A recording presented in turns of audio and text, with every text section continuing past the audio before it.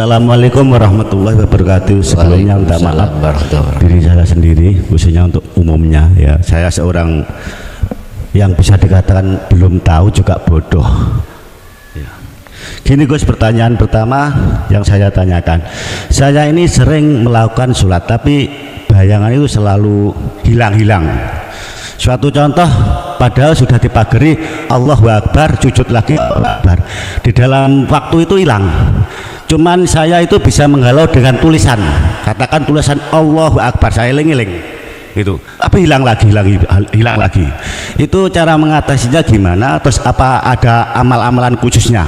Pertama itu. Yang kedua, saya mohon pengertian penjelasan karena saya juga orang bodoh, katakan tadi apa yang dinamakan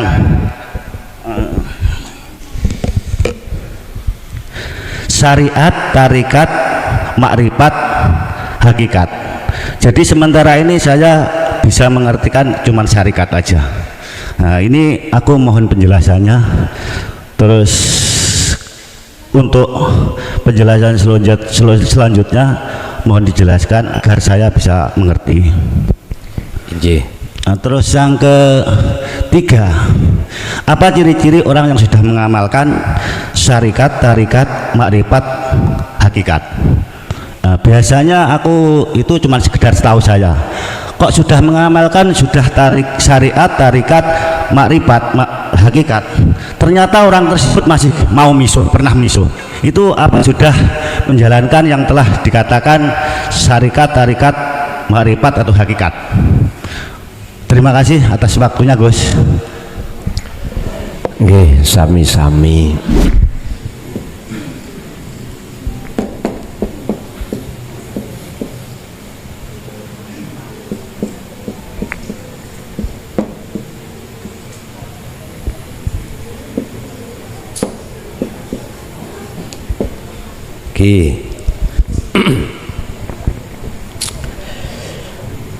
Nafsu iku ndi to? Kalau karakter nafsu iku inna nafsa la amaratum bisu, mesti ngejak atimu lali nang Gusti Allah. Artine lali jenengan iki gak sadar bahwasanya apapun yang terjadi, apapun tanpa kecuali, itu yang menterjadikan cuman hidup di dalam diri jenengan, itulah Allah. Itulah yang disebut Allah, wujudnya hidup yang bukan sifat. Ora iso digambarno dengan sesuatu. Itu loh, nggak sadar. Makanya disebut nafsu, artinya diri, aku. Dalam hati kita merasa aku sing ngaji, aku sing sholat, aku sing aku, diri makhluk, abdun, hamba. Inilah yang disebut nafsu yang harus jenengan lumpuhkan. Pun kenal nggih? Berarti nafsu iku panjenengan piyambek. Disebut nafsu sing ngejak lali, yaitu jenengan piyambak, Anda sendiri. Pengakuan baik di dalam sholat maupun maksiat kesebut nafsu yang mengajak lalai hatimu terhadap Allah. Gak sadar bahwasannya yang memiliki wujud kabeh iku Allah, yang memiliki kehendak semuanya itu Allah, yang memiliki peran semuanya adalah Allah. Gak sadar jenengan. Berarti kita masih dalam keadaan budaknya hawa nafsu. Wis, akhirnya dinu tauhid diturunkan, ceret, paham. Setelah paham, maka ada reaksi jenengan, fattabi'uni, mengikuti kanjeng Nabi. Apa? Wayattabi'una ahsanahu, mengikuti petunjuk-petunjuk ilmu yang disampaikan guru-guru kita lewat kholwat dzikir itu, maka lama kelamaan keakuan diri hamba makhluk niku ketekan kuru lemah. Akhirnya muncul keakuan diri di dalam hati jenengan, keakuannya Allah sadaris. Lakukanlah hal seperti ini sebelum kematianmu datang. Nyun sewu, Pak. Sekalipun ilmu tauhid, mohon maaf, kalau tidak kita praktekno amalno lewat kholwat, dadine paham kita adalah ahli tahqiq, bisa ini akan mendorong hati sampean iku selalu dalam kondisi budaknya nafsu. Akhirnya merasa alim walaupun ilmu tauhid. Lunggih lo ya, bahaya sampean ngaji nek gak sampean amalkan. Jaduke jenengan rumangsa luweh tahqiq, luweh makrifat ilmu daripada orang lain. Ada pertanyaan apapun bisa dijawab. Akhirnya sopo siro sopo ing orang ngerti awake. Iki bahayane ngilmu yang kita terima senajana walaupun dino tauhid tidak kita amalkan berupa khalwat, bahayanya di situ. Apalagi ilmu selain ilmu tauhid. Walus lho Pak, walus. Nanti yu ngaji tauhid, cekne sholate ben bener.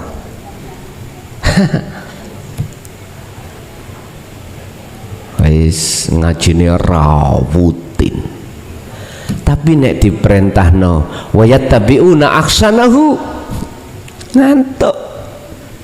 Moh aras-arasen wis ngaji tok wae. Lumayan besok gandolan sarunge mbahmu. Anaknya gak bisa menolong orang tua, apalagi orang tua ya juga gak bisa menolong anak nantinya. Yang bisa menolong itu adalah hidup dalam dirimu, yaitu Allah Subhanahu wa ta'ala. Inilah maksud Allah menurunkan dinu tauhid, disebabkan kondisi hati kita masih jadi budaknya hawa nafsu. Setelah itu disampaikan, jenengan amalkan dengan istiqomah, maka muncullah ayat berikut ini, surat Luqman 33. Ya ayyuhan nas, yang dipanggil itu bukan mukmin, menungso semuanya. Artinya apa? Dari agama Islam menerima dinu tauhid, ada unsur ilmu ketuhanan untuk mengesahkan Allah, jelas ada. Dari agama Nasrani, adakah di situ pengajaran tentang ilmu keesaan untuk menunggalkan Allah? Biar nggak ada anak Tuhan, bapak Tuhan, emak Tuhan. Adakah untuk mengesahkan? Yang menjawab jenengan piyambak sebagai saudaraku yang ada di agama Nasrani. Adakah dalam agama jenengan itu pengajaran tentang ilmu untuk mengesahkan Tuhan? Dalam Hindu, Buddha, Konghucu dan lain sebagainya, adakah?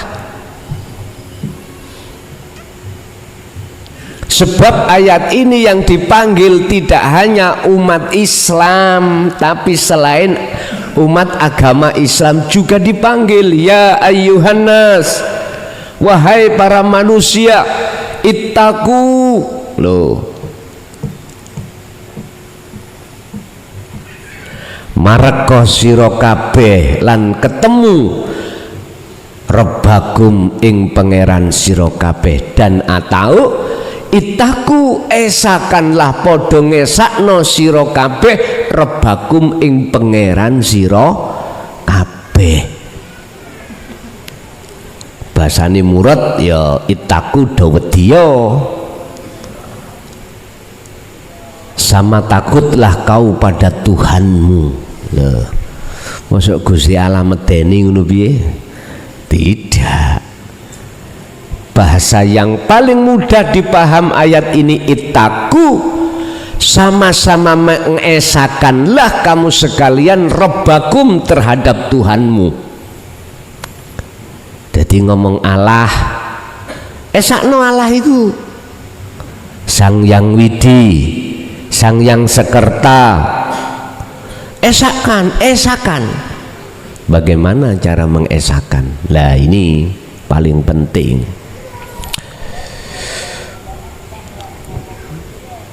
Waksau lan wedya sira yauman ing dalem siji dina la yakzi kang ora bisa nulungi sapa walidun wong tuwa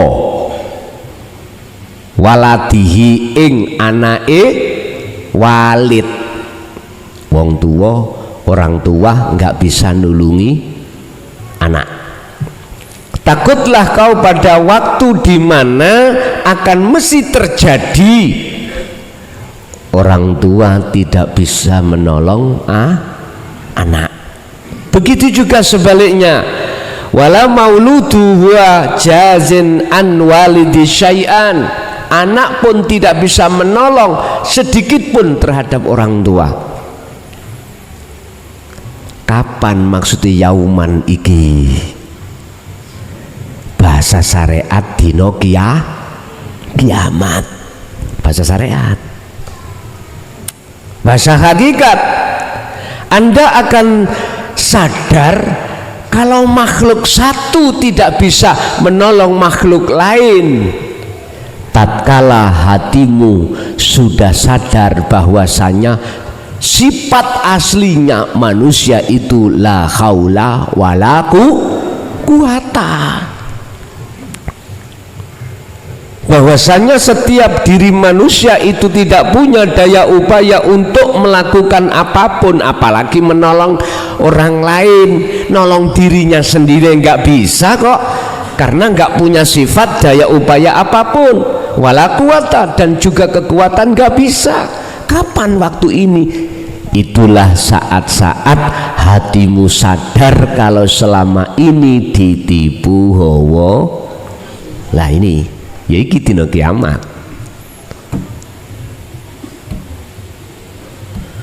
Untung banget jenengan kalau sudah sadar sebelum kematian ini. Inilah hari kiamat miturut Anda sendiri.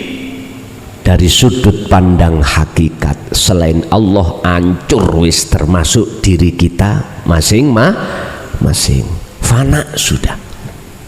Ini kan kefanaan ini setelah kita dapatkan ilmu terus laku dengan istiqomah toh, makanya disebut takwa di depan mau. Lah ini, oh ternyata makhluk lain, makhluk satu terhadap makhluk lain tidak bisa menolong asline lo ya. Nek palsune memang koyok nulung. Contoh, wong tua nulungi anak dengan cara memberikan uang dan lain sebagainya, koyok wong tua ya. Tapi coba di situ kalau tidak ada urip, nggak ada hidup pada diri orang tua, bisa orang tua ngasih uang? Nggak bisa. Bisa orang tua nyekolahkan anak? Nggak bisa. Asli ini. Tapi manusia pada umumnya itu melihat tidak aslinya. Akhirnya menuduh makhluk itu bisa menolong pada yang lain. Contoh ya, contoh. Tadi sering saya kasih apa? Saya kasih contoh. Depan saya ini ada anggur merah dengan apa ini? Garbu ya. Bisakah garbu menolong terhadap anggur? Dijojok terus didahar sakit? Nggak bisa. Ya. Menang toh? Diam. Nggak bergerak sama iki asli ini kita seperti ini. La haula wala quwwata. Oleh karena bisa nih ini siapa asli ini sing agawe bos? Mosok apa namanya? Garbu. Lah mboten toh? Ada pihak ketiga. Saya. Lah gitu toh? Sama. Ada pihak ketiga dalam diri kita. Allah. Ini yang tidak manusia sadari. Makanya lewat ayat ini saya ingatkan. Wis ndang sadaro atimu yang segala apapun yang muncul pada diri kita semua itu sumbernya dari Allah Subhanahu. Jikalau hati sudah masuk di situ maka itulah yang kusebut esa. Garbu sudah tiada. Anggur sudah tidak ada. Maksudnya keasliannya sudah ketemu, berarti anggur ya juga tidak bisa menolong, garbu ya nggak bisa menolong. Betul sakit. Pun. Oleh sebab itu, inna wa'dallah hakun. Sak temene janji Allah iku hakun, bener. Mana yang dimaksud janji? Keaslian ini. Anda jikalau betul-betul mengikuti Muhammad dan mengamalkan ajarannya di dalam jalur dinut tauhid, inna wa'dallah hakun, janji Allah pasti benar. Apa? Hatimu akan menemukan satu kebenaran. Oh iya, ternyata bukan saya yang bisa menolong. Oh iya, ternyata bukan manusia yang bisa memberikan daya upaya apapun. Ternyata itu Allah. Apa janjinya Allah di situ? Manuto aku mesti penak. Nah, berarti berjalanlah kau di atas jalanku. Mana di atas jalanku? Nafsu keakuan diri sampai uncul no di dalam hati sampai pada hidup. Itulah wujudnya Allah, bukan diri kita makhluk. Itu mesti hati sampean iku la khaufun alaihim walahum yahzanun. Tidak gampang gelisah, tidak gampang susah, tidak gampang takut dengan apapun, karena selain Allah itu sudah tidak ada miturut pandangan ihsan dalam hatimu. Oh iya, dirasa dingen-ngen. Oh bener ya omongan arek gendeng dik wingi ya. Ngoten kok akhirnya. Bon. Janji Allah itu pasti benar. Artinya Allah tidak akan pernah ingkar janji. Oleh sebab itu fala taghurrannakum, mongko ojo gampang tergiur apa ketipu apa maneh ing sira kabeh apa hayati dunya, kehidupan kehidupan yang bersifatkan dunia. Oleh sebab itu janganlah kehidupan kenikmatan dunia itu bisa menipumu. Loh, ini berarti ayat ini buat siapa? Buat panjenengan yang sudah ilmu amal istiqomah. Khusus kanggo jenengan yang sudah mengesahkan terhadap Allah, yang sudah mengesahkan pada Tuhan, baru berfungsi ayat ini buat Anda sebagai ahli syuhud, ahli yang sudah mengesahkan pada Tuhan. Urusan nama Tuhan berbeda, monggo terserah, nggak jadi masalah. Yang terpenting adalah substansinya, intinya siapa yang berkuasa, yang disebut laisa kamitsli syai'un, umumnya disebut wujudi Tuhan, itulah. Yang penting sudah sampai di situ, baru ayat ini berguna buat Anda. Tapi ayat ini tidak akan pernah berguna bagi golongan kita ahli hijab, sehingga basman sampai muncul angel tuturane.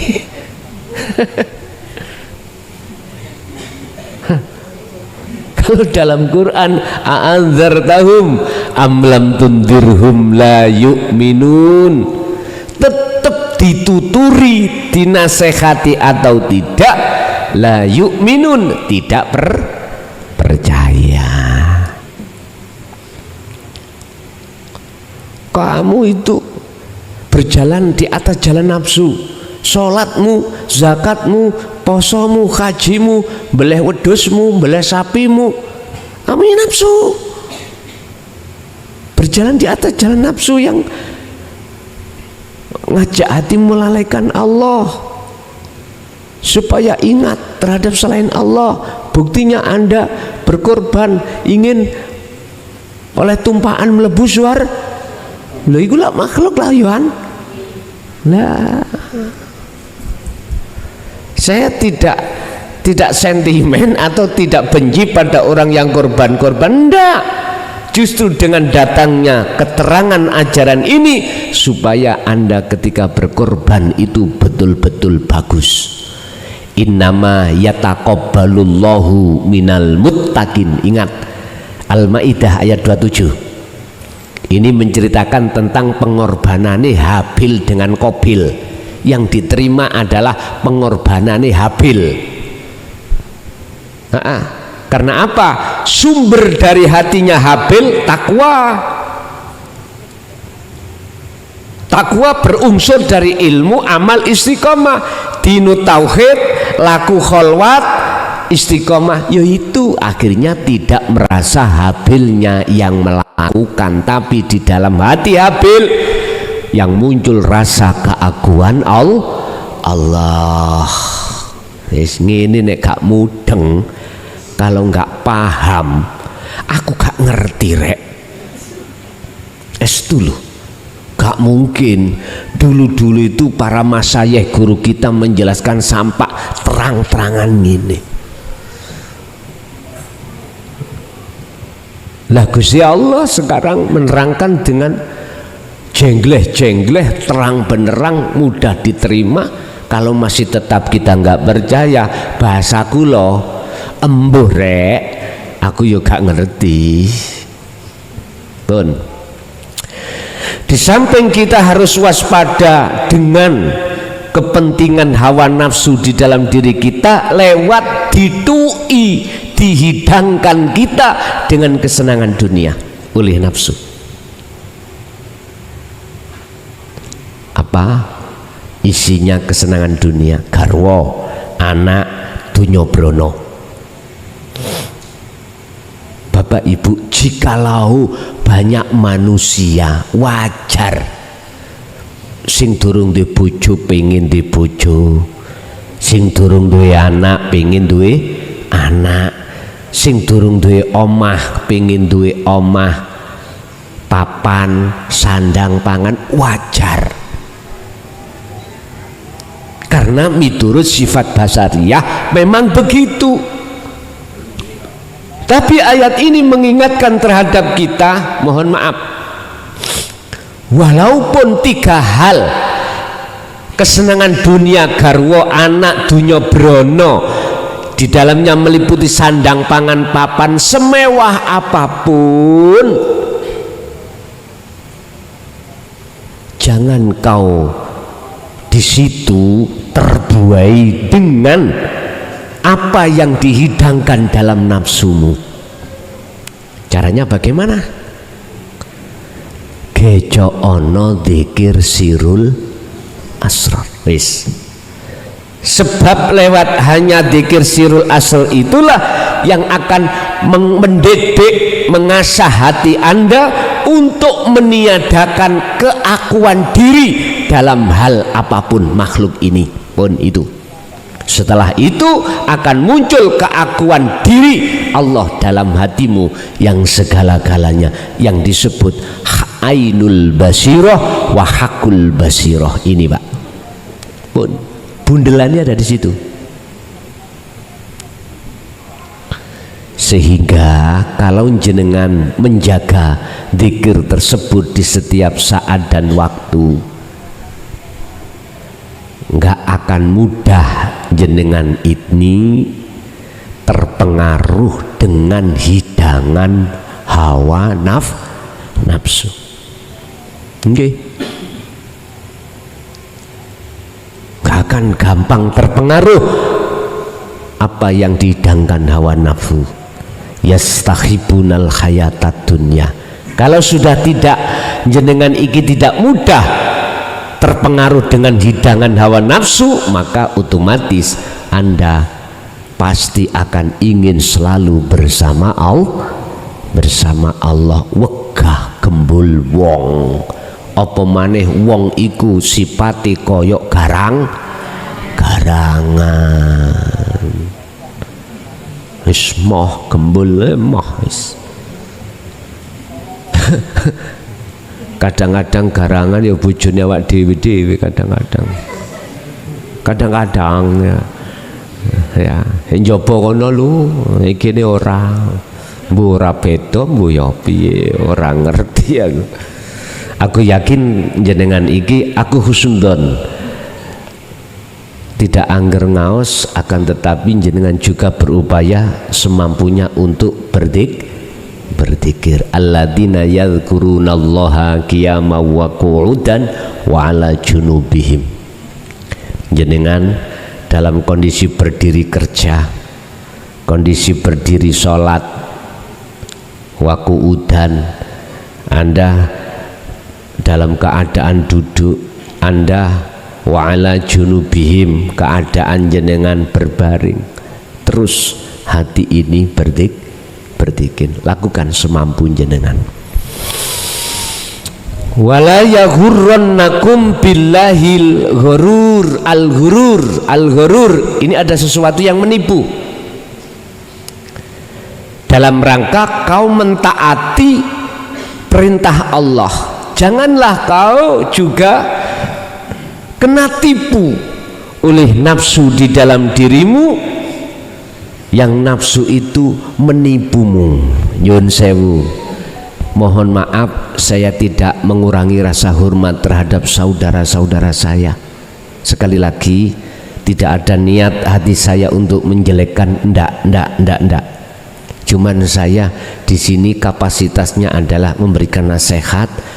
Kalau mau monggo, kalau enggak nggih monggo. Itu urusan kita masing-masing. Jujur kami tidak ada rasa menjelekkan, enggak. Umpama saya sholat, dalam hatiku kok ada nit karena pingin dijauhkan siksa neraka, dan atau dalam hatiku melakukan kebaikan itu mengharapkan surga atau pahala, itu sesungguhnya saya ditipu oleh nafsu saya sendiri. Wis. Berarti ibadah apapun yang kulaksanakan di mata Allah habitat a'maluhum wa malahum min nasirin, ditolak. Percaya gak percaya wis saenak udelmu dewi. Aku nggak ikut campur. Sebab kalau kita lihat dari surat Maidah ayat 27 ini, ibadah amaliyah pengorbanan apapun yang diterima Allah cuman ketika jenengan beribadah, ketika Anda berkorban, hati Anda itu dalam keadaan takwa. Ini kalau Syekh Ibnu Athaillah di dalam kitab Hikam itu dikatakan mingkol bin zahidin, hati yang murni, semua atas dasar karena Allah. Dikatakan karena Allah, nggak ada pengakuan kita yang melakukan. Makanya beliau mengatakan al-a'malu suwarun qaimatun wa arwahuha wujudu siril ikhlas fiha. Amaliyah tidak ada gunanya apapun apabila tidak didasari rahasia ikhlas. Apa rahasia ikhlas? Adalah cahaya ma'rifat. Itu ikhlas. Isi di dalam cahaya ma'rifat adalah menekan diri kita untuk tidak ngaku. Selanjutnya menyatakan wujudnya Allah lah yang melakukan. Pun titik. Kasari Kang, ini kudu tak kasar. Kita bikin akik dari batu mawon, nek gak digrendo yo gak mari dilus-lus ambek serban. Sak 5 tahun gak mari-mari. Jogono grendo watu disigar cepret, dibentuk cilik-cilik baru diamplas. Watu sak gegem dikekno ali-ali sak mene. Diamplas ya, iso puluhan tahun lagi mari. Pun wala yaghurrannakum billahil ghurur. Inilah maksud, janganlah kau tertipu oleh nafsumu ketika saat kau beribadah. Berarti saya ketika saya ngaji, ketika saya sholat, zakat, poso, haji, apapun, kok ya ning atiku iku ono muncul rasa pangrasa iman aku klason sing lakukan, berarti iki ketipu oleh mesti kula niki ngarepno hatiku pahala, ngarepno hatiku surga, supaya aku dijauhkan dari siksaan Lho iku semuanya makhluk wis di mata Allah tanpa guna lan manfaate. Bapak Ibu, ayat ini khusus kanggo ngilingno jenengan kali kula supaya kita tidak mudah tertipu oleh hawa nafsu. Sing hawa nafsu miturut ayat ini akan memberikan hidangan berupa kesenangan kehidupan dunia. Yang kedua, membawa hidangan kesenangan urusan akhirat yaitu surga, supaya laku sampai iku karena makhluk sekalipun itu surga. Jadi maksud jenengan supaya naik tingkat, Pak. Mari tingkat ono sarengat ya dah nang torikot munggah hakikat lalu marifat, biar seperti itu maksudnya Allah gitu. Bukan persoalannya kami menyampaikan ini benci dengan jenengan, boten Pak, estu boten, semata-mata untuk meningkatkan mutu keimanan sampean kali kula terhadap Allah. Pada akhirnya jenengan iki sampailah pada keahatan Tuhan yang Maha Esa. Bapak Ibu hadirin jamaah rahimakumullah, Itulah apa yang bisa kami sampaikan terkait masalah materi. Janganlah kau mudah tertipu oleh nafsumu sendiri, alias waspadalah dengan nafsumu sendiri. Kesimpulannya, carane ojo gampang ngeroso ngimani yen kita yang melakukan munculno yang melakukan adalah hidup dalam dirimu, itulah wujudnya Allah. Berarti Allah dawakat nih. Bon, barangkali ada yang perlu ditanyakan, monggo kami persilakan.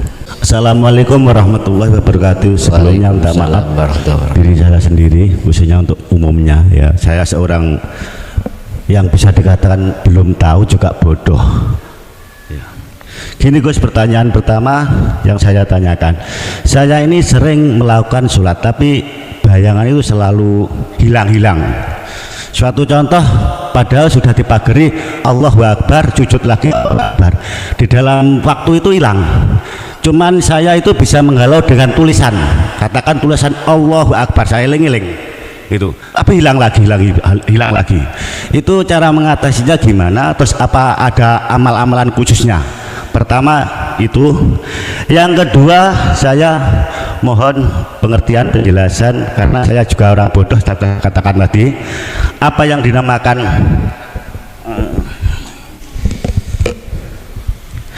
syariat, tarikat, makrifat, hakikat. Jadi sementara ini saya bisa mengartikan cuman syarikat aja.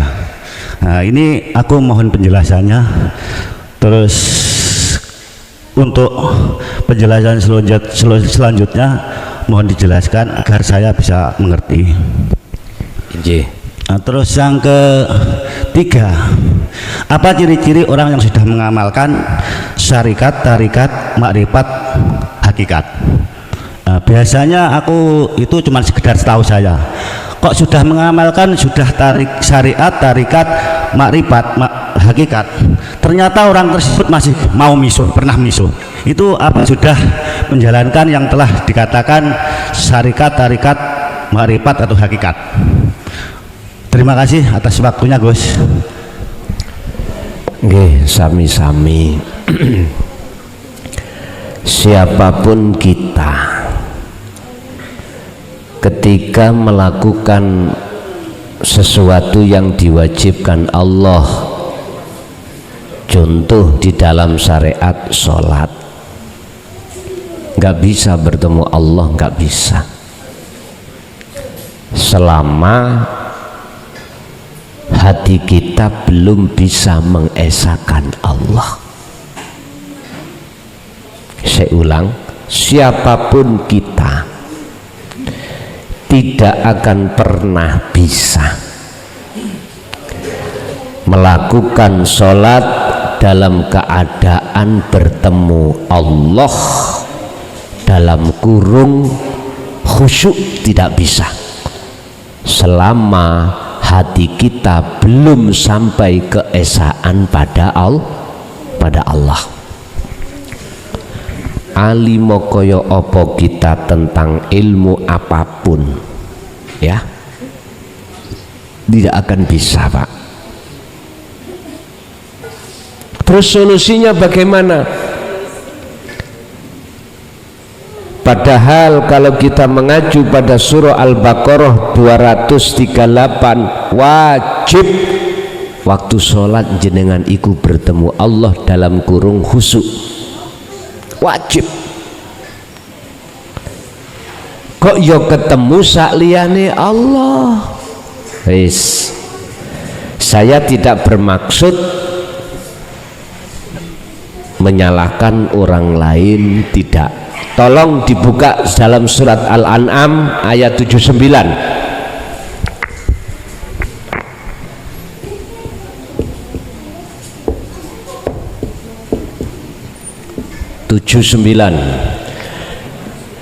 Di sini ada dua kelompok seseorang waktu sholat. Pertama bertemu Allah, kedua tidak bertemu Allah. Hukumnya bagaimana? Dalam ayat ini disampaikan,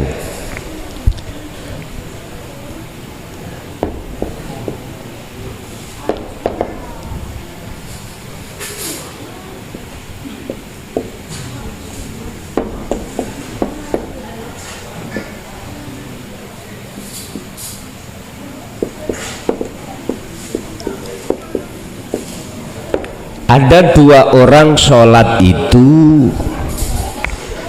mutunya hati itu dalam keadaan seperti ini.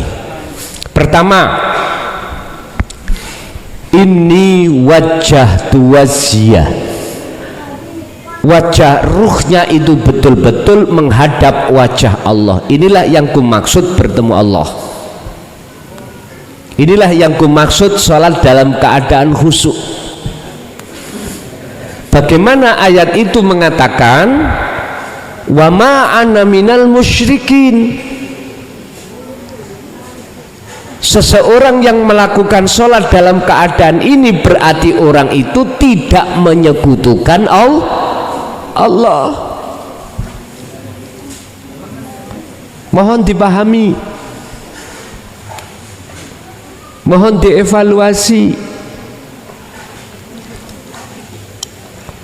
Lah, tandanya orang itu kalau betul-betul bertemu Allah, di dalam hati orang itu tidak ada rasa atau iman bahwasanya dianya yang melakukan. La yarawna li anfusihim syai'an. Tidak. Bahkan dalam hatinya yusyahiduna annal fa'ilahu wallahu ta'ala, hanya Allah yang melakukan, dirinya sudah tiada. Inilah yang dimaksud sesungguhnya ku hadapkan wajah ruhku ke wajah Allah. Kalau sudah dalam kondisi seperti ini hatiku Pak mesti lalai tentang urusan samawat wal ard, ma fis samawati wa ma fil ardi. Isi dunya iku nggak ada, apalagi lafat Allah nggak ada, sifat ya juga nggak ada, semuanya sudah tidak ada. Terus bagaimana yang kedua, orang yang melakukan sholat tapi roh hati kita itu menghadap samawati wal ard, lilladzi fataros samawati wal ard hanifan. Bagaimana? Ayo kita ambil ayat ini dari sisi mafhum mukhalafah, artinya kebalikannya bagaimana? Jawabannya, tatkala siapapun melakukan sholat, hati kita iki menurut pandangan hakikat loh ya, terus hati kita isinya itu adalah langit dan isinya bumi, otomatis kita nggak bisa bertemu Allah. Terus perilaku yang seperti ini bagaimana? Dijawab, ditutup dengan ayat yang terakhir tadi ya, kalimat yang terakhir tadi kan disebut wama ana minal musyrikin, maka manafinya tidak ada, akhirnya wa ana minal musyrikin, berarti saya termasuk masih golongan orang yang menduakan Allah dengan apa? Isi samawat wal ard, berarti saya miturut pandangan hakikat sholat saya ini hatiku syirik kepada Allah. Terima gak terima itu, tapi ingat saya tidak bermaksud untuk mensirik-sirikan orang, tidak Pak Estu. Saya menjelaskan maksud daripada ayat ini. Tolong dalam ayat itu ambil juga makna kebalikan, itu yang disebut mafhum mukhalafah. Terus bagaimana caranya supaya dalam hati tidak ada gambar samawati wal ard selain Allah? Bukan lafat loh ya, maksud saya selain Allah itu bukan lafat, bukan lafat Allah. Biar di dalam hati kita hanya Allah. Yang ku maksud Allah bukan isim, bukan nama, bukan lafat, bukan sifat, bukan zat, tapi aku. Itu bagaimana caranya?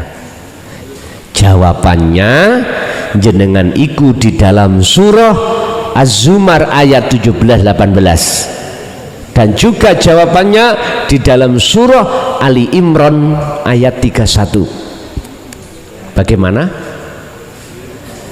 Alladzina yastami'unal qaula wa yattabi'una ahsanahu.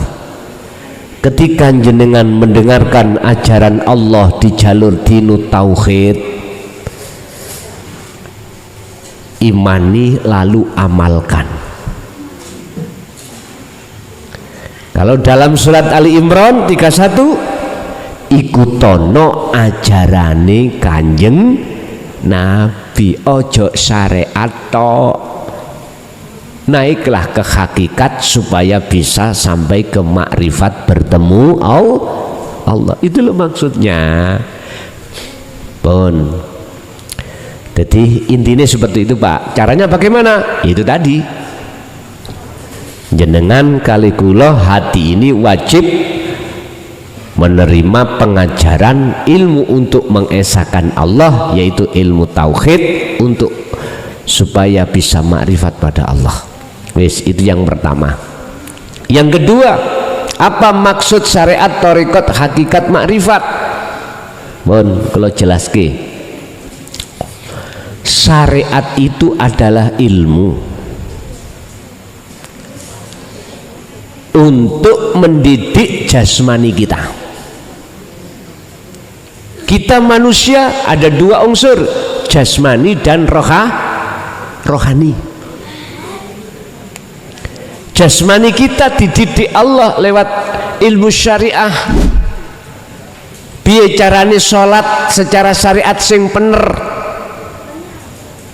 Hafidu ala sholawah. Akhirnya di dalam agama Islam kita muncul terkait masalah ilmu fikih, ilmu hadis, ilmu Quran dan lain sebagainya. Intinya ilmu tentang sholat secara syariat di jasad ini jenengan tegakkan. Wong Indonesia miturut syariat ilmu harus menghadap ke barat karena kiblatnya Ka'bah itu ada di Mekah. Nggak boleh kita sholat ngadep ke timur karena kiblatnya di barat. Orang Indonesia. Apa syaratnya sahnya sholat? Itu harus kita penuhi ilmu semuanya, Pak. Ini syariat yang disebut syariat. Lah, yang dimaksud thariqah itu apa? Jalan. Mana jalan itu yang dimaksud? Semua aktivitas yang Allah hadapkan terhadap kita itu adalah thariqah. Nama-nama ibadah makduf atau ghairu makduf inilah thariqah. Contoh nama sholat iki thariqah, nama ngaji iki thariqah, nama zakat ini thariqah, nama puasa semua thariqah, haji thariqah. Jadikanlah thariqah atau jalan untuk bertemu Allah. Ini kalau tidak ada hakikatnya mohal alias nggak mungkin jenengan bisa bertemu Allah. Laksana ini kita bawa sepeda nggak punya hakikat, nggak punya tujuan, terus kendalan. Kita ke jalan raya ditanya, Pak mau kemana? Nggak tahu, nggak ada hakikat tujuan.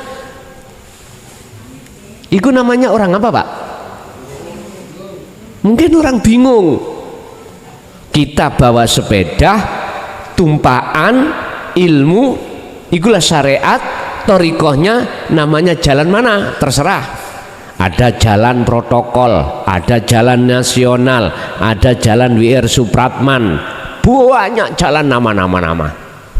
Ditanya, Pak kemana?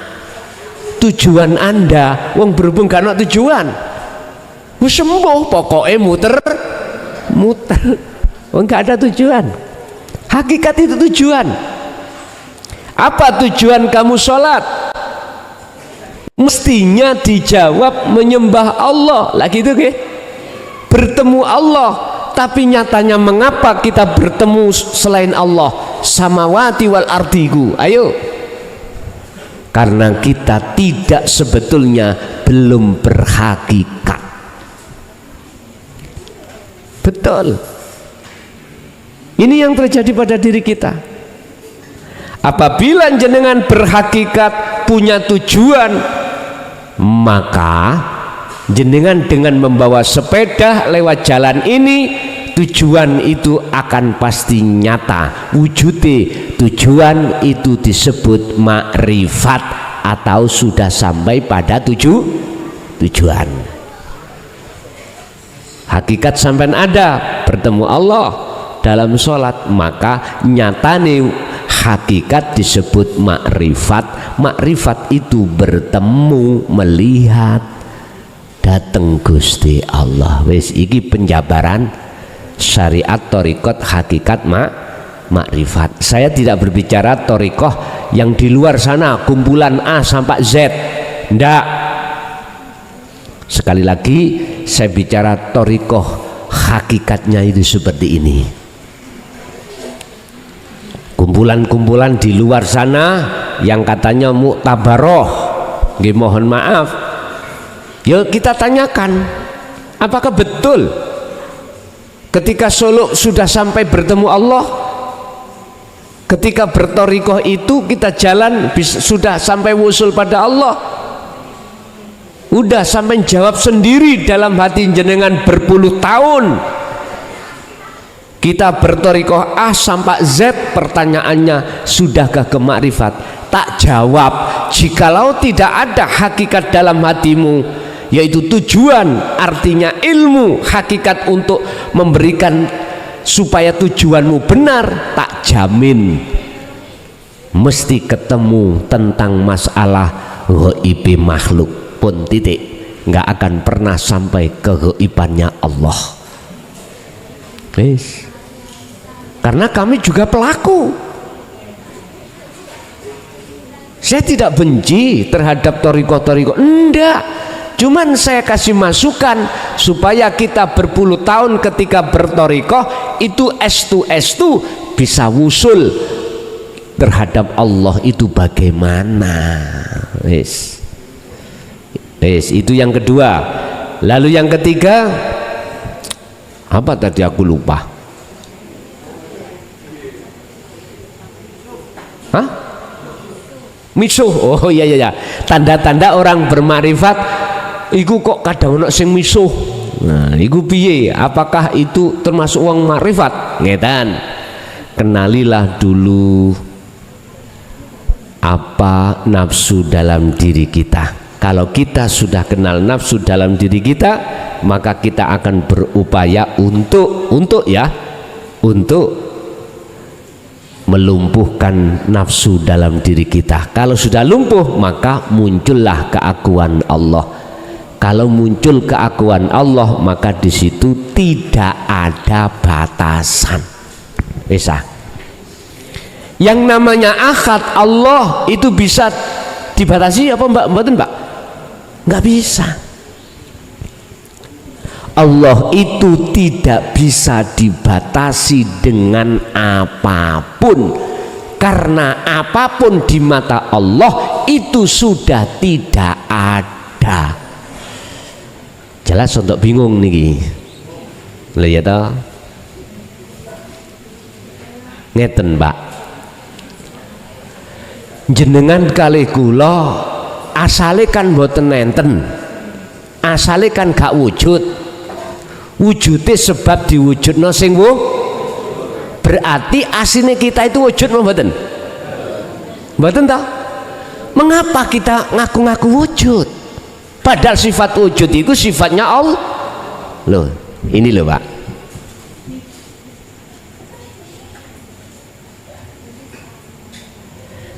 Kita mengaku wujud itu karena alladzi yuwaswisu fi sudurinas, disebul dodo sampean kali gula mbek nafsu supaya kita ngaku-ngaku wujud.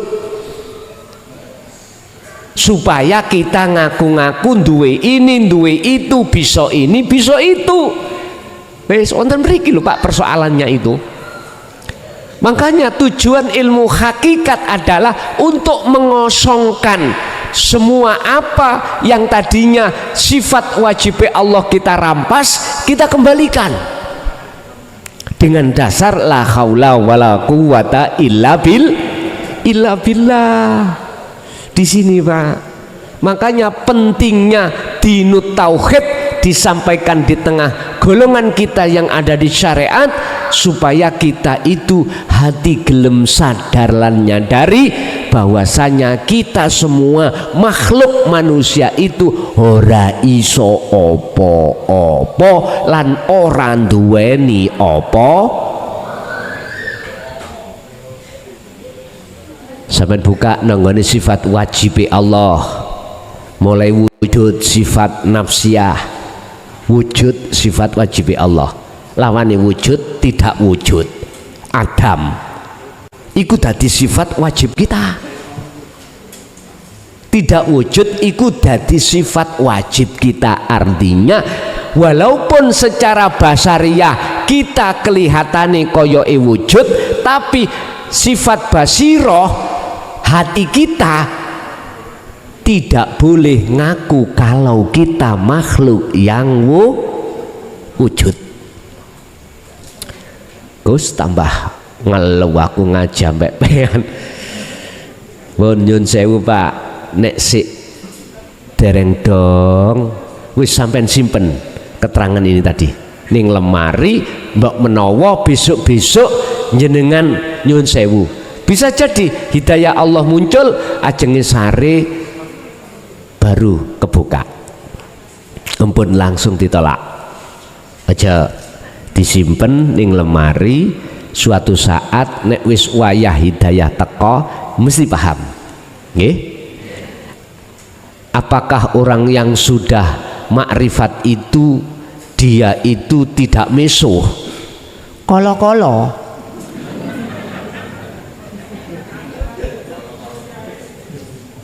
Ngerti kolo-kolo nggih? Wis tandane makrifat ya apa? La yarauna li anfusihim syai'an. Dalam hatinya sudah tidak ada rasa keimanan kalau dirinya yang wujud, dirinya yang melakukan. Yang kedua, yusyahiduna annal fa'ilahu wallahu ta'ala. Justru dalam hatinya keakuan Allah. Yang nomor tiga, tatmainul qulub. Hatinya selalu damai karena selalu berzikir. Loh, bagaimana salah Gusti Allah misuh?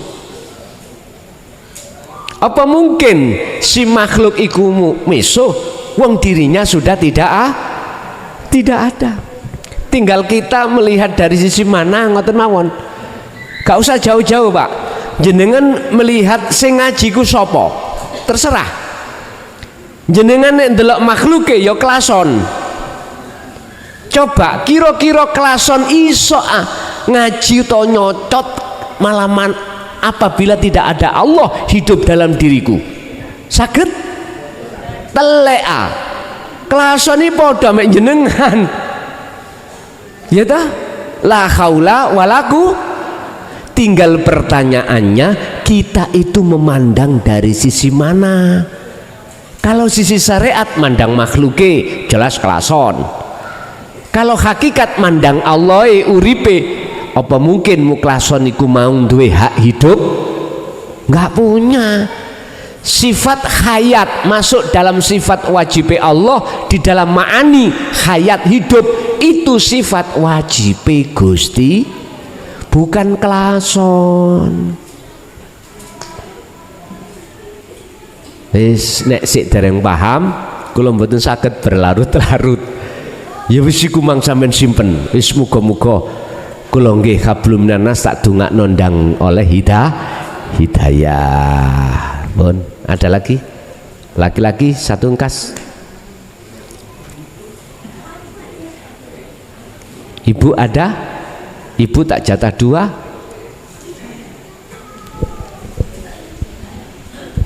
Nah, ayo bapak-bapak. Assalamualaikum warahmatullahi wabarakatuh. Terima kasih atas waktunya mengikuti kajian yang Ustadz sampaikan.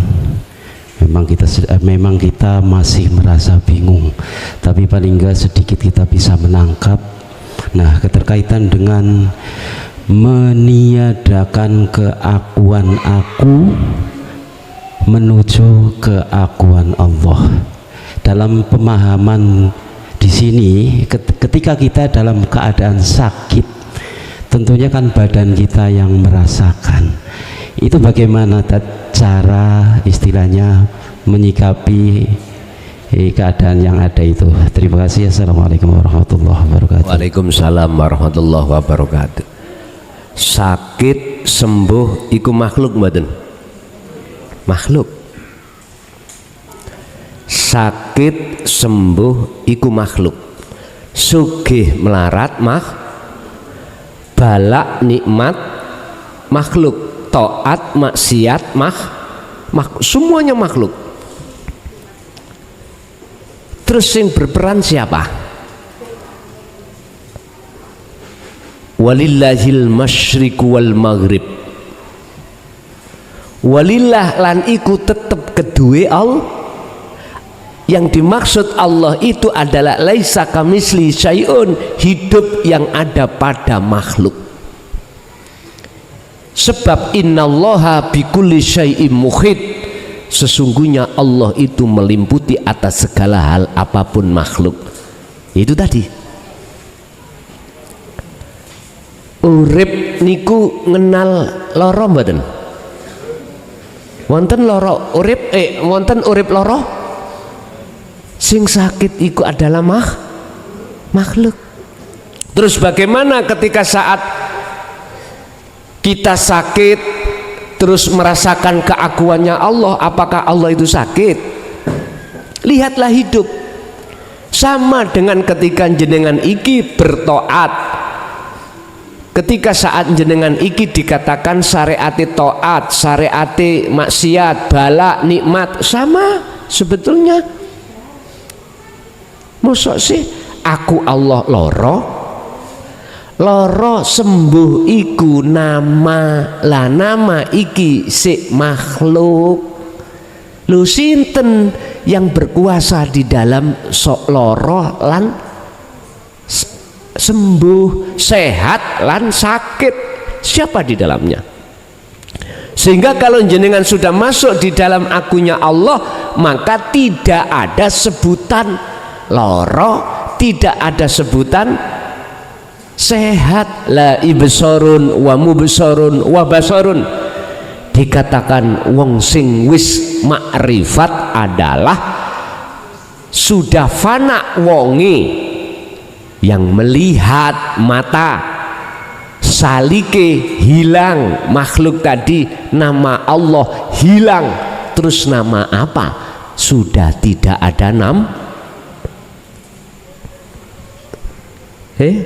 sampai nama ya apa iki? Halo? Kosong nggak nama?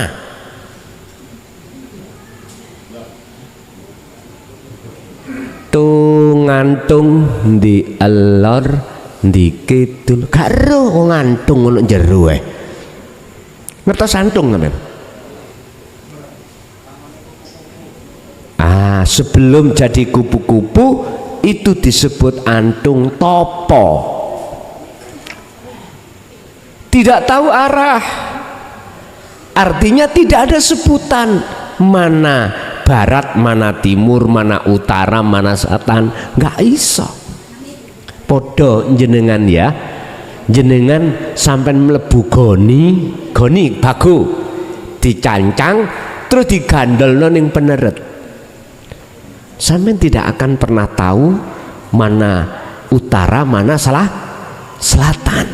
Artinya nama-nama apapun sudah tidak ada. Dan ini wajib.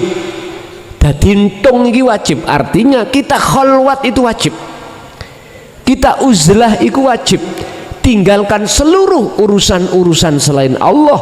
wajib hati ini tinggalkan. Makanya disebut khalwat. Wadhkur isma rabbika bukrata wa asila wa minal laili fasjud lahu fasabbihu lailan tawilan.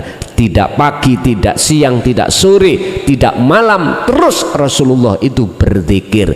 Intine berzikir, kesadaran bahwasanya yang muncul dan timbul itu semuanya adalah Allah Subhanahu ini. Jadi bagaimana caranya kita bertemu Allah ketika saat jasad sakit?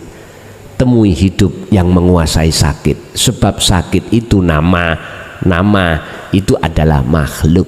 Berarti yang menguasai sakit adalah urip iku, tapi bukan berarti urip iku sakit. Nek wis tutuk mriku lho ya, sudah sampai di akad di situ. Gini Pak, pun akal sampai lepas urusan dunia, hati lepasan keakuan diri, lepasan keakuan diri. Sing sakit mang lho keakuan diri, makhluk keakuan diri sing sakit lepas so. Nanti akan terjadi dalam hati jenengan maknyes, berarti jenengan tanda diperjalankan Allah. Subhanalladzi asra bi abdi. Udah sampean ikuti. Mungkin jenengan dimasukkan alam gelap, wis jangan sampai ketakutan sampean. Nanti pasti akan menemukan alam terang. Sebab apa? Allahu waliyul ladzina amanu yukhrijuhum minadz-dzulumati ilan. Nek kepingin baju sampean iku iso mlebu lemari kanthi wangi, berhubung baju iki ambune penguk kotor, diumbah dhisik, lalu dipepe, lalu disetrika, baru masuk almar, ya iki padang pun. Jelas ya? Ibu ada Bu? Nek ono berarti aku oleh bonus loro. Pun Bapak Ibu hadirin jamaah rahimakumullah. Itu apa yang kita dengar, apa yang kita terima, yang diberikan Allah ilmu tentang masalah pendidikan rohaniah kita supaya punya akhlak pada Allah ketika hati kita, ketika jasmani kita berlaku ibadah. Urusan semuanya kita kembalikan wa aslimulahu terhadap Allah yang menilai. Oleh sebab itu janganlah kita menginginkan harapan dinilai manusia. Ingat, janganlah pernah kita menginginkan dinilai manusia. Tetaplah Allah sendiri yang menilai. Mudah-mudahan bermanfaat mulai awal sampai akhir dan menjadikan satu buah ilmu yang barokah terhadap kita dan keluarga kita. Ila yaumiddin. Lahumul Fatihah.